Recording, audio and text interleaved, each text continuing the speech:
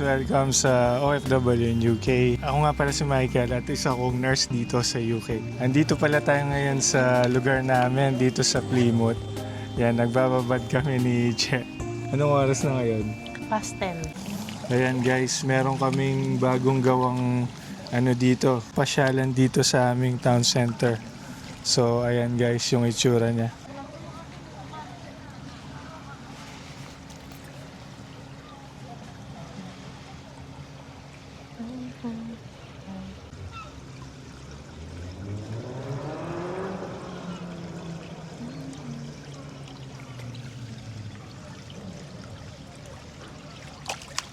Hello, yan, napabideo lang ako ngayon kasi habang nandito kami, nagre-relax. May biglang lumapit dito sa likuran namin dito banda. Tumayo siya dyan, tapos tinititigan niya kami.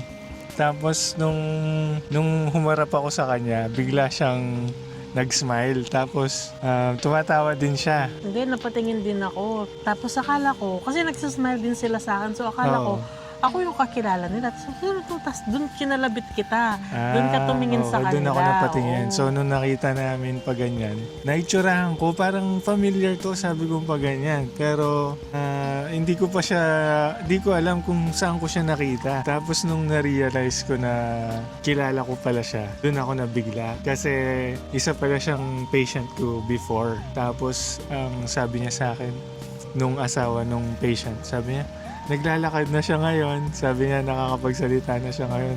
Tapos yun na-express ko nga yung pagka-amaze ko. Kasi nga, ayun, hindi ko expect na makaka-recover siya ng ganong kabilis kasi yung patient ko na yan is napaka-poorly before.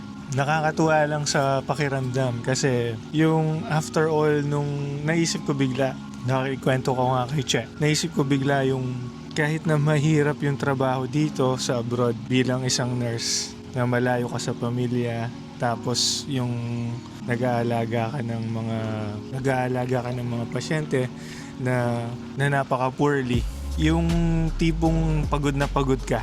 Pero isang thank you lang, isang pasalamat lang ng pasyente sa'yo, natatanggal lahat yon, yung feeling mo. Rewarding. Oo, yung fulfilling. Worth it yung mga paghihirap na yung mga sacrifices, yung mga ginagawa mo is parang yung nare-recognize yung mga ginagawa mo. So, ang laking talaga, ang laking sa pakiramdam. Nakakatuwa yung mga ganun. Tsaka, considering na matagal mo na siyang pasyente, tas wala na siya sa inyo, pero nakilala ka pa rin nila. Ibig sabihin, talagang tumatak ka sa kanila.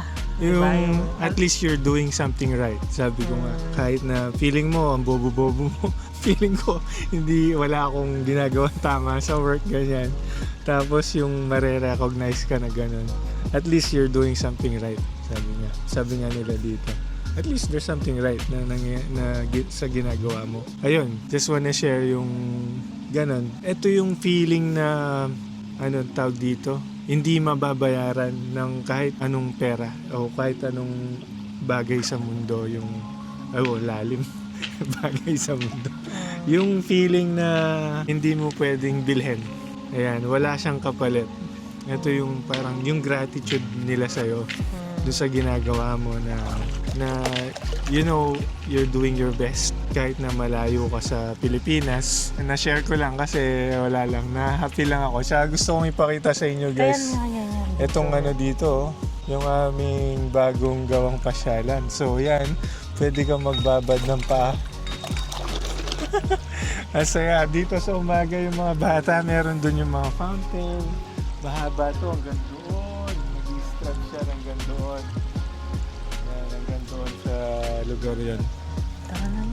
So yan, gusto ko lang siyang i-flex. Ganda dito sa lugar namin. So yung mga nasa UK din, dito kami sa Plymouth, bisita kayo dito para dumami yung mga Pilipino. Hopefully magkita-kita din tayo dito, guys. Ayan. Alright, see you. Bye-bye.